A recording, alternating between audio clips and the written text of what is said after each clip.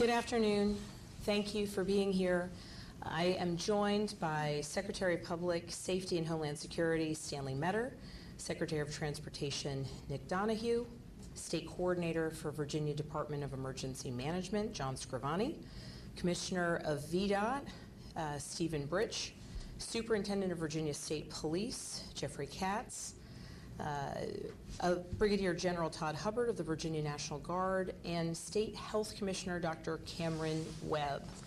I want to begin by giving a couple updates on where we are in our preparation for what we are anticipating to be a catastrophic storm. There will be dangerous ice accumulation. We know that the impact of this storm will be tremendous. Significant snowfall, significant ice, and we are anticipating, because of the dangerously low temperatures, ongoing impacts of this storm will continue after the point in time when the snow or the ice has stopped falling. The sleet has stopped. We want everyone to be prepared for significant and extended power outages during and after the storm because of wind that we're anticipating, because of the ice, and again, the freezing temperatures. We expect that Virginia will experience power outages even after the snowfall has ended. I'm going to open it up to questions in a few moments, but I wanted to give a couple updates on the preparation that we're doing across the Commonwealth. The Virginia Department of Transportation has completed all of their pre-treating and will continue to do the hard work of ensuring that we are ready for this storm. They have begun 24-hour operations, which includes pre-positioning of vehicles and tree crews. And for those who are in housing subdivisions, we want to be very clear in setting expectations because the primary and first tier of effort will be to ensure the ability of people who may need to get to warming shelters or to emergency facilities. Those who live in housing subdivisions need to be aware that it may be 24 to 48 hours, or in some cases more, after the snow has stopped before their roads in their subdivisions will be clear. State police have begun operating under 24-hour shifts, and they are going about the state pulling disabled vehicles off the road, again for preparation to ensure that the clearing of the roads and the preparations of the roads are ready. The Virginia National Guard has continued with their deployments, particularly of high mobility vehicles, and they will be positioned ready to assist with debris removal from the roads or the movement of people. The Virginia Department of Health has done outreach to all of its health districts. The Office of Drinking Water is ensuring that across the state we are ready, stress testing facilities in some cases. Virginia Department of Health has been in contact with acute care and long-term care facilities and hospitals across the Commonwealth to ensure that they are ready and prepared. Here in the Commonwealth, the state is also coordinating with our energy providers to make sure that we are in constant communication to ensure the ability to react to downed power lines and provide assistance where and contend with power outages and track those carefully.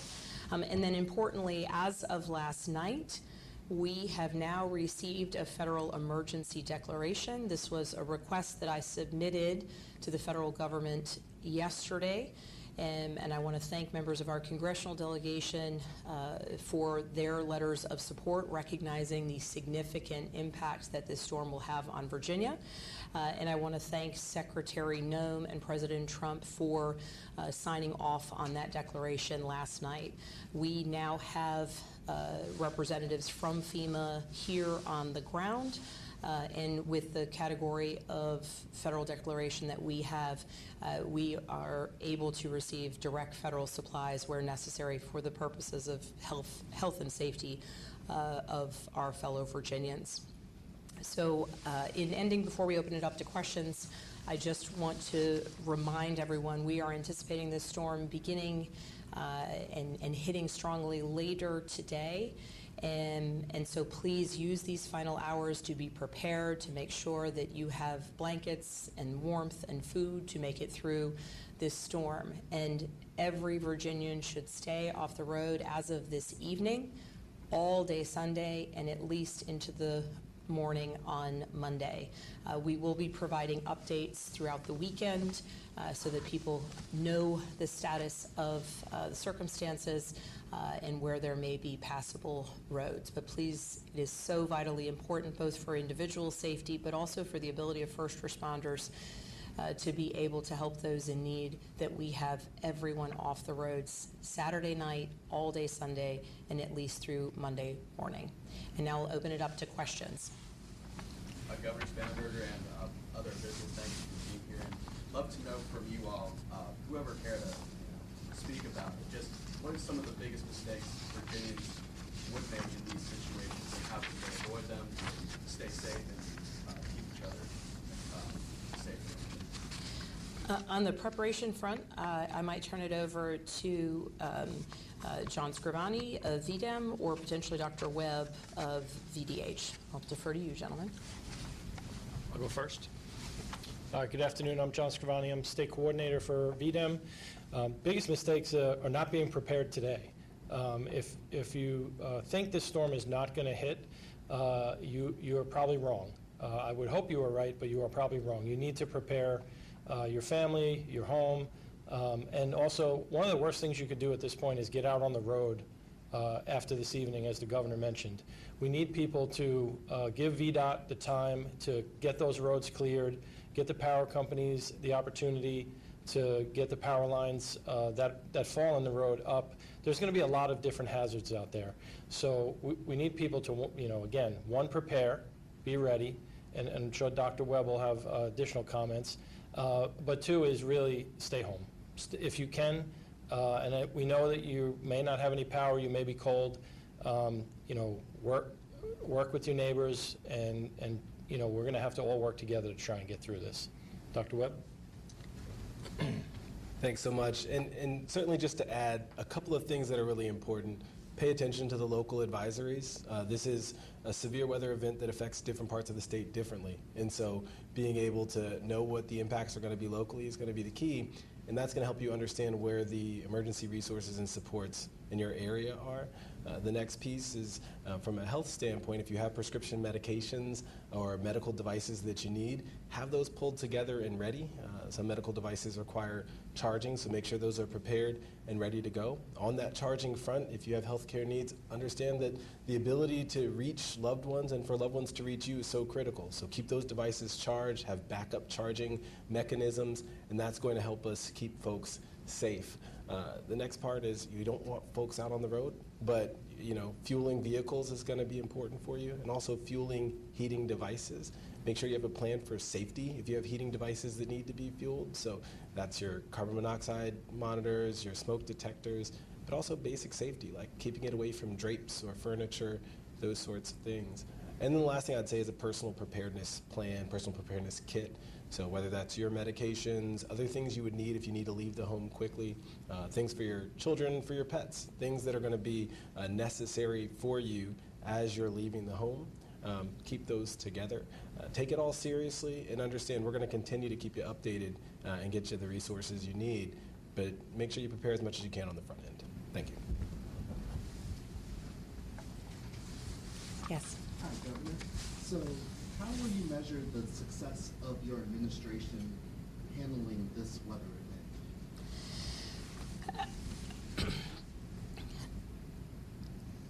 event?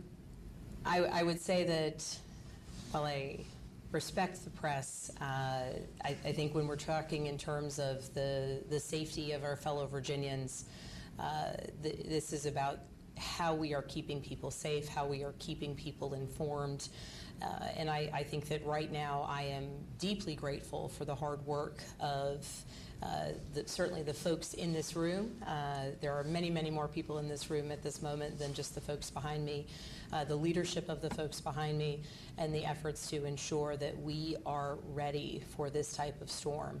You may have noticed through some of the press advisories that day by day it's been a severe weather storm, it's been a strong weather storm. Now we are in the place where we are characterizing and recognizing that this will be a devastating storm with major impacts across the Commonwealth. And so, my goal certainly in this storm and in responding to this crisis is that we're making sure that Virginians across the Commonwealth are hearing from the experts that know the work is being done on the ground to clear roads, to prepare, whether it's locally warming stations or whether it's ensuring coordination with hospitals and our health districts, and really being ready for the significant impact. But this will be a tough storm, and frankly, there is never success when there is this level.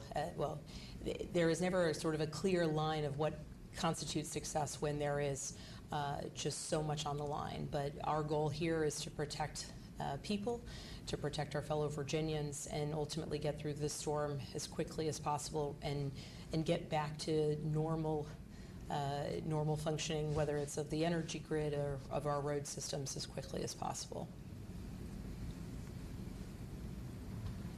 Governor Spanberger and other officials, I just would love to know from you all, on social media and sometimes on television, people talk about looking out for vulnerable populations, immunocompromised, elderly. Yeah. People who may suspect that something they're worried about their vulnerable neighbors. What advice would you all give to report that, just so everyone is good at the end of the day? Yeah. Well, on this one, I'll turn it over to some of my colleagues here. But importantly, recognizing that your neighbors may need additional supplies, whether it's portable chargers so they can keep their cell phones and that connectivity to loved ones or to first responders. Recognizing that friends and neighbors may not have been following the news, ensuring that people know just how severe this storm will be and how significant the impacts. This is a time for people to really make sure that everyone in their network and with either on their street, in their neighborhood, in their apartment complex, or on their social media feed realize the severity of this storm. And then for some of the actual mechanics of it, I'll turn it over either to Dr. Webb or Director Scrivani. Yeah, I think it's important to remember that while we're helping to lead this response, we're also in this with you. We're experiencing this response right along with you. So in my family group chat, we're talking to each other about what preparations we've made, who has the things that they need, whether it's medications or tools or support. So that kind of check-in is critical right now in all of our communities. In terms of communities that are at some greater risk, I think it's important that people keep in mind this is a local response. We've sent data over to the local health districts to make sure they know who are some folks to look out for who require oxygen or have dialysis needs, so that we're keeping a close eye. But that connectivity really is going to be our friend as a Commonwealth. If we have really a unified approach to this, it's checking in on our neighbors, checking in on our friends and our family, and making sure that everybody has a plan on the front end. Much harder to address needs down the road. Better if we make that plan now and make sure we're ready to execute on it. And I think that we're all doing that with our families, and we just want to make sure that across the Commonwealth people are doing that as well. Thank you so much, everybody. Thank you.